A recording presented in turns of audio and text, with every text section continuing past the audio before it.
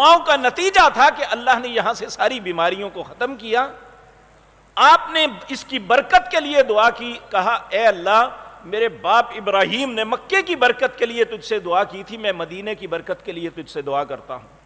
آپ دیکھیں صرف دنیا کا ایک پھل ہوتا ہے وہاں پہ, کھجور, پوری دنیا کھاتی ہے, ختم نہیں ہوتا.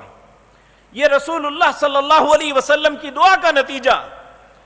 اور دوسرا, نبی کریم صلی اللہ علیہ وسلم اسے مدینہ الرسول کا نام دیا کہ یہ رسول اللہ کا, مدینہ کا مطلب شہر, رسول یعنی رسول اللہ کا شہر صلی اللہ علیہ وسلم. اور اب اس کو کہتے ہیں مدینہ منورہ. کیوں؟ یہاں سے اسلام کے نور کی شعائیں نکلی جس نے پوری دنیا کو روشن کر دیا. اس تجویز کو پسند کیا گیا کہ واقعتاً بیت عقبہ